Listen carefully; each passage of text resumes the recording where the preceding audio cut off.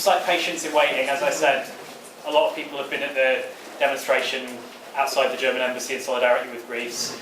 So God knows whether many more people will pour in later, and we might have to deal with that. Two of our speakers, the two Greek ones, are on their way from that demonstration as well. But I thought it made sense to kick off with at least the two speakers who are here already. Just to introduce myself, my name's Dan. I'm a member of RS21. RS21 is a group that's organised the meeting here today. I think we want to kind of stress we, as an organisation, don't have a position on the question of kind of where you stand in the EU referendum, and that's one of the reasons why we wanted to put this event on, is because we're currently discussing it. We think there's serious arguments to be made on both sides, and we want to have a discussion both amongst ourselves and with the broader left about it, and that was the hope of putting on this meeting. We're going to be a bit fluid in terms of format, I think, inevitably, but what we'll do is I'll have our first two speakers speak for about 10 minutes each, probably open up to the floor for a bit, and then bring in the other speakers when they arrive. So I think what I'll do is introduce the first speakers. Karolina Partyga, who is a member of Razen, which is a new party of the Polish left. There, so. Yeah, Steve, is that? Yeah, okay. So hi, my name is Karolina, and I am coordinating the local branch of Razen, which is a new party of the Polish left. We set up the party around March, and we're going to run in the Polish parliamentary elections, but that's not what I'm going to talk about today. I will go into what our policy towards the European Union is. I would just like to point out at the beginning that we don't have a very clear foreign policy platform in general yet, because as I said, we were only set up in March. So there's going to be a bit of some of the things I'm going to say are going to be my personal opinion, and I'll point that out. So not everything I'm going to say will be the official stance of the party yet. I wanted to begin with saying that the European Union has a very complicated position in Poland and in Eastern Europe in general from the very start, because what happened ever since 1989, since the transition, we have this image of a cheap state, like basically austerity, but we just call it cheap state, tanie państwo in Polish.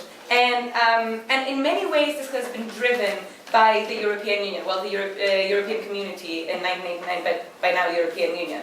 And the reason why it matters is because in particular the Polish elites who were anti-communist, so therefore leading the transition, were in many ways connected to London in particular, but England in general, because ever since the Second World War, a lot of them went here for exile, came here for exile, and that's why growing up in this, in Thatcher's England, a lot of them brought the scenarios that they thought were successful back to Poland. And that was partly the reason why we became this European Union state with this strong desire to become a very neoliberal economy, which is problematic from the very beginning because it caused two reactions in Eastern Europe. First of all, the connection between Poland and the European Union just meant that the neoliberalism in politics was entrenched. And from the very beginning, we were cutting public funding, trying to privatize everything as soon as possible. The transition was very messy, and that has its tolls up until today, where we're a country which competes on cheap labor, tries to compete on cheap labor. And the second thing that is by now not as pronounced in Poland, but in a lot of other Eastern European countries, in particular in Hungary right now, given that Orban is in government, was that the far right has actually flourished because of the European Union accession. Because what happened was that all the mainstream parties have merged in the sense that they advocated the very same thing, accession to the European Union. And that was something that has created the space for the far right to talk against it and therefore gain popularity with people. When the transition wasn't working all that way, a lot of people became impoverished, and that just gave a rise to the far right. So I guess I just wanted to begin with this idea that the European Union for Poland is a complicated story. One that definitely requires a lot of studies which are not necessarily being done. There's quite a lot of stuff written on the pre-accession Poland and how the European Union is going to change after the 2004 countries are admitted. But there's definitely not enough after in terms of what happens afterwards. So basically, I would like to present to you what Razen's policy towards the European Union is, because it's a pro-European Union stance. We simply think that largely we are not ready to abandon something that keeps nationalism in check. In some way it does. Even though the far-right parties have been created, there is this still strong group, and one of the strongest parties in Poland is the Civic Platform that the infamous Donald Tusk is from, which is a party that has a pro-EU stance. At the same time, it keeps nationalism in check. We don't think Poland is simply ready for an exit. There are a couple of things in our program that already concern the European Union. We simply believe we need to change it from inside. The things that we want to include, that we include already in our program are, for example, lowering the standardized working hours in the European Union to 35 hours a week. Poland and Greece are the two countries with the longest working hours in the European Union and the least productive ones. Surprisingly. We strongly are in support of introducing a tax on financial transactions in the European Union. And if you think about this, that's actually only possible if you have a European Union. If you really want to control capital flows between countries and transitions of money to tax havens and all of those things, you actually are better off with a common European framework where everybody's committed to the same cause. I'm not saying that it's happening right now, but this is one of the things we want to fight for. We obviously take a stance against the TTIP, which is again something that is a very common European struggle. Obviously a consequence of the creation of the European Union in some way, because we're only negotiating as an entity because we are the European Union, but we think that it brings to attention in our respective domestic publics the idea that we don't always know what each deal contains, and that there needs to be public scrutiny of all the things that happen, all the things that politicians do in general. What I want to say? For us, the European Union, from the perspective of Poland, the European Union means a welfare state.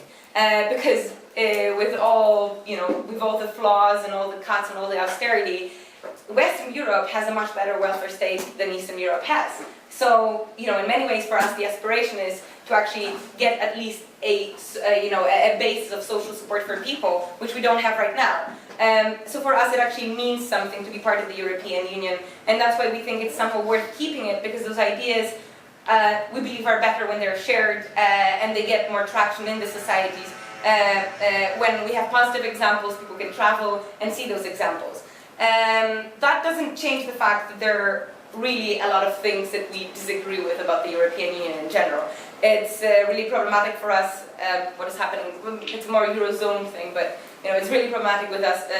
We stand in full solidarity with Greece, and we take a stance that the currency union was designed badly from the very beginning. But already in Poland, there are signs of things that happen that are connected to the European Union that are incredibly bad for us. Apart from the sort of ideological the ideological connections that I was talking about at the beginning, we have special economic zones. This is something that the Razen is strongly protesting about. We're organizing a lot of public protests. We're teaching people what those things are, because essentially these are investment areas created mostly in Poland, but also encouraged by the European Union and other Eastern European countries, where investors do not pay any taxes on anything that they do there, and they get to up to 85% return of all their costs, including the wages of their employees. If you think about this, and the type of companies which invest in those things, for example, one of the biggest programs has LG Display investing in it, and if you look up the company online, you can see what type of profits they make, and ask yourself the question whether we actually really need to give them 85% return of their costs and not tax them anything, just so that we could get some jobs that probably are going to go away because everything is becoming mechanized. And those things, one of the programs only cost 10 billion, a bit more than 10 billion euro. And if you think about this, that's quite a lot of money given how much we're arguing with Greece right now over, one of the payments that were supposed to be made of 1.6 billion euro.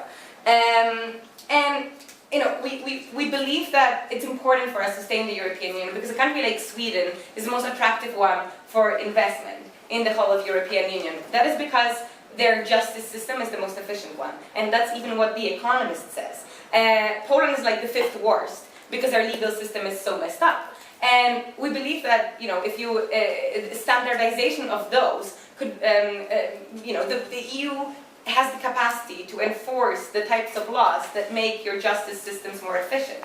And this is something we want to fight for, because if we're really talking about, more equitable jobs for people, clearing up your justice system and your legal system is something that is in essence good for you, and the European Union has been a push for that. So that's why, there are a lot of things that for Eastern Europe mean a lot when it comes to the European Union that we're not ready to give up on, because we need those pushes to make those changes that are better for workers in particular. Am I running out of time? Super. Yeah. 2 or 3 more minutes. Okay. So I think that the other thing that I really want to talk about is that from not so much from the perspective of Poland, but I think from the perspective of human beings, we really need the European Union, because it's the only solution to the refugee crisis that we have right now. And that is for 2 reasons. First of all, Central and Eastern Europe is the region that objects the most to the refugees, to accepting any refugees. The Polish government has been particularly problematic when it came to the discussions. We were blocking them for a very long time. We desperately oppose quotas. We say we're not ready, etc., etc. But the real problem of that is that without the European Union, so already the most popular route for refugees or asylum seekers, from when they arrive to Greece, which is now the biggest recipient of refugees in Europe, is through non-European territory. They go through Macedonia and Serbia to reach Hungary, which is building a wall. But the point is that this route is incredibly dangerous. There are activists in Greece are reporting shootings on the Macedonian border because people are being stopped, even though there's supposedly a 72-hour transit permit for refugees. And we believe that those rights of those refugees can only be upheld, really, when we have a common European framework. Not only because we need quotas, but also because you cannot uphold human rights if every country is free to shoot people at their borders. Something that the European Union countries are less likely to do in general, because they uphold the Convention on Human Rights and things like that. So I believe that it's really important that we do not forget that the European Union is something that can help us solve the crisis that we have right now, and only if it, acts as that's my personal opinion, but if it acts as a stronger actor with more of a foreign policy, maybe that's the only way we can actually solve the reason why so many people need to flee their homes. They don't want to do that, but they have to. That's basically the reason why I don't think it's always worth to make the cost-benefit analysis just for your country, but maybe adopt a more regional perspective and see the European Union as conveying some sort of values. What people value the most about it, as Eurobarometer statistics say, is actually that, the task that they think it should do is tackling poverty and social exclusion. 54% of Europeans think so, and 42% of British society. So if you think about that, there is hope. But this is actually what people expect. So if that's what people expect, then maybe instead of saying that the project doesn't make any sense, if that's what Europeans want, maybe we can reform our own domestic governments and our own domestic scenes so that they can put pressure on the institutions of the European Union, democratize them as well, when voters say that that's exactly what they want. And it seems to be what we want.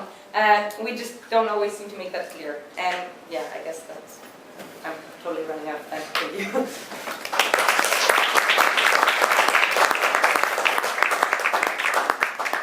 Thanks a lot, Karolina. Next week there's David Renton, who is a member of RS21, but also an employment barrister who is going to talk a bit about EU and rights at work. Thank you. The theme I'm going to be speaking to is against magical thinking. Magical thinking, lots of people know the phrase, magical thinking to my mind refers to what happens when, as a result of ideology, people are so blinded by something that is right in front of their face, they simply refuse to see it. If we want an example of magical thinking on the left this week, unfortunately, a pretty good example is the Syriza leadership. The Syriza leadership kidded themselves, a bit like a character out of Dickens. They'd go and say, "Can I please have some more?" They would ask They'd ask the Eurozone, and then simply by the process of asking, eventually, somehow, a decent deal would materialise. Clearly, that was just wrong. They completely misread what was on offer on the table, what was ever going to be on offer. I'd even go further and say that it would be magical thinking on the part of the left if we would say to ourselves that the individuals who were in that room representing the Eurozone, if you took them out of that context and placed them in almost exactly the same combination but with a different set of hats on, the European Union, that suddenly those 20 people would find that their instincts, their political desires would be completely transformed. Of course not. If you have a revolutionary government, or even just a left reformist government in Spain and Britain at any time in the future that comes up against the European Union, it will face the same political hostility. It may not face the same leverage, and that could be important, but it will face the same hostility. But the theme of what I'm going to be saying is that magical thinking when it comes to Europe does not exist only in one direction. A European referendum in Britain is not, as I think many comrades seem to think, essentially a vote about what we think about Europe. It's actually something slightly different. It's a vote about what we think the relationship should be between Britain and Europe. And really the theme of what I'm going to be speaking about is the British element of that component, the British politics of an EU vote.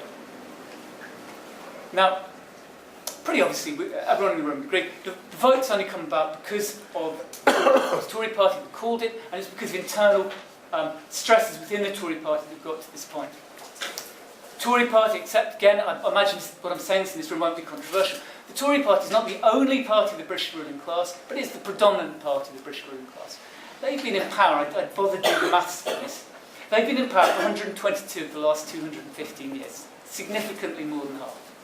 When there are splits in the Tory party, you can be pretty confident those splits aren't just internal to the Tory party, they reflect the division within the ruling class again. What determines that division? It seems to me, actually, it's pretty straightforward.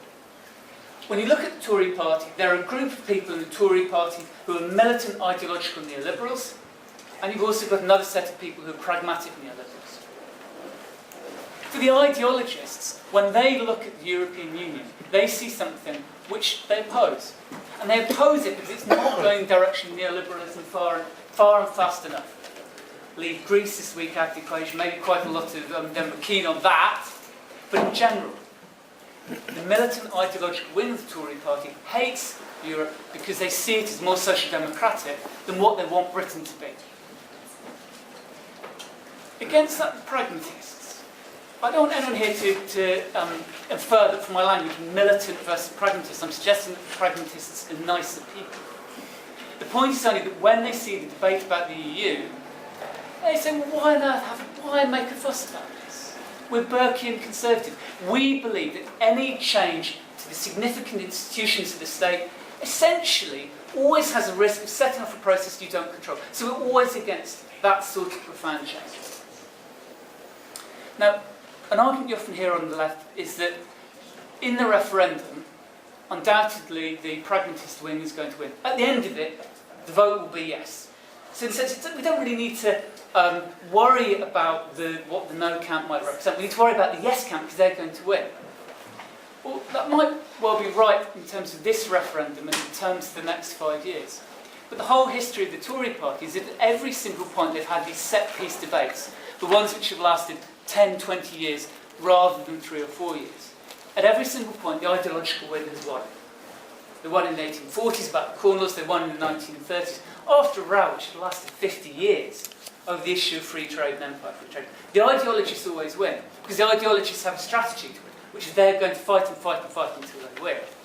The pragmatists, at the moment where the balance of opinions moves, they see it, and then their instinct is to defend the new status quo, whatever that is.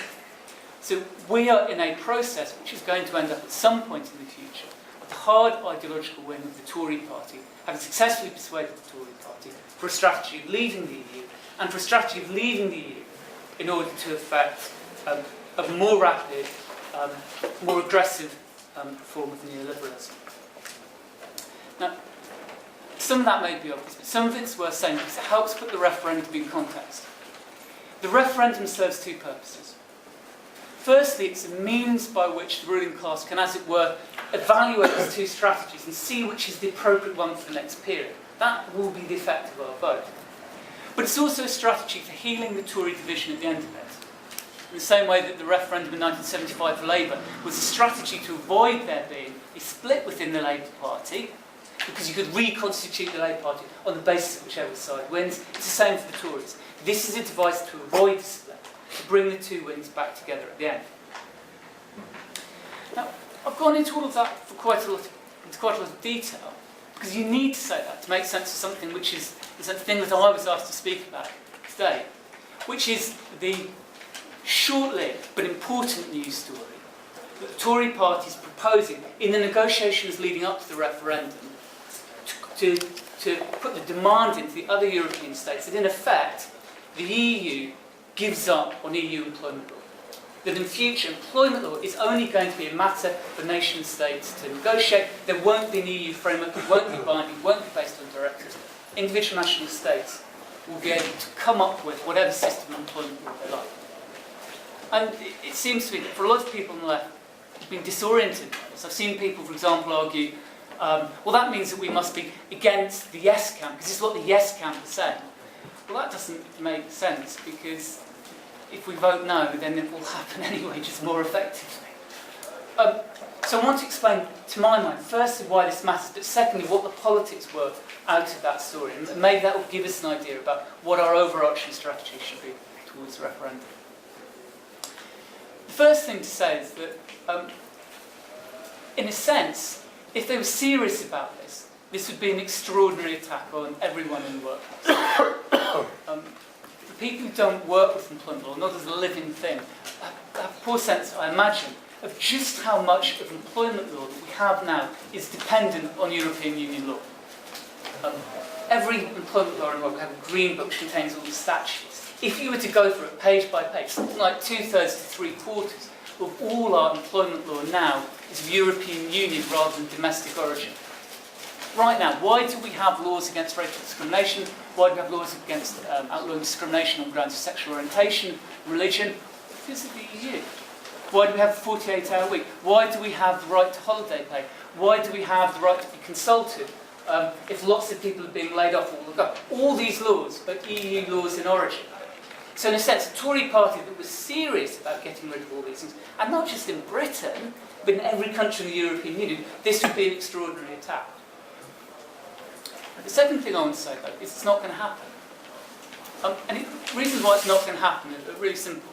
There's no groundswell of opinion for it amongst other European states. There's no groundswell of opinion for it amongst business in Britain. There's no desire. The Tories have no ally in this argument. The curious thing is, this isn't the only thing the Tories are presently arguing, which when they go to the European Union and argue for is their policy for how the EU should change. Again, they're completely without allies.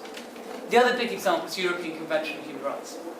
This serves the structural functions of the European Union enormously, because the ECHR, the Convention, is a device by which the EU turns around to the states on the outside of the EU, within the Council of Europe, states like Turkey and Russia, and essentially polices every single law in their jurisdiction for its compatibility with human rights. If you're a judge in Strasbourg, in a typical year you will have 1,000 cases about Turkey, 1,000 cases about Russia, and 10 or 15 about Britain. The European Union is not going to give up on this because it represents, for EU officials, sort of what's left of an old EU civilising mission. It's something that's deep in the structure. There's no desire to change. In the same way there's no desire to change free movement. Again, another thing which the Tories have as their negotiating positions. So why on earth would a set of politicians be going to Europe demanding that we get change about things, knowing full well that we're not going to get any change about them at all? And to my mind, the reason behind this move is as follows. The people who are pushing this aren't actually the hard ideological way. The people who are leaking these things to the press are the Cameronites, are the pragmatists, are the people who in the old days we might have called wet rather than dry. The reason why they're pushing this is they want to say to the no camp, we're listening to you, we remember the Thatcherite agenda, of the 80s. We remember the social chapter. We remember all the battles that she fought about Europe. That we still believe in that stuff. We may look like pragmatic neoliberals, but in our heart we more or less agree with you. So you can safely vote for us and then do the two things which I said the referendum is about. Firstly, deciding which wins in the Tory party, the Cameronites, and secondly then reuniting the Tory party down for a different strategy. It's not a device that's going to change Europe, but it's a device for consolidating a vision of British politics and holding it. And ultimately it's a pretty bloody unpleasant vision of British politics, which they're trying to hold. So I've gone through that in a lot of detail. The big points I'm building towards are really just these. In a situation where the British ruling class is split between militant ideological neoliberals and pragmatic neoliberals, it's a pretty strange thing for anyone on the left to turn around and say strategically, we're going to give ideological support to either of you. Both of you are extremely unpopular. Neither of you are in our interests. We are not neoliberals. We are against each of you. So it seems to me that when it comes to all of us working out the collective position we're all going to have eventually on the EU vote, whatever we vote tactically, the most important strategical consideration is to be apart from both camps.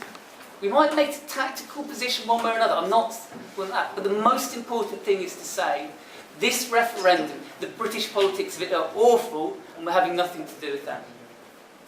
I can see an argument for a tactical view. I can see an argument that say, for example, there is so much racism going on because one side isn't, that we must vote against that. That could be a legitimate tactical argument. But the main thing which I'm personally calling for people to take out of this meeting is strategically, whatever tactical position we take, strategically, we must be against both camps. We can't become the foot soldiers for either camp. We can't see the victory of one camp over another as somehow our victory. We have to be against both of those groups.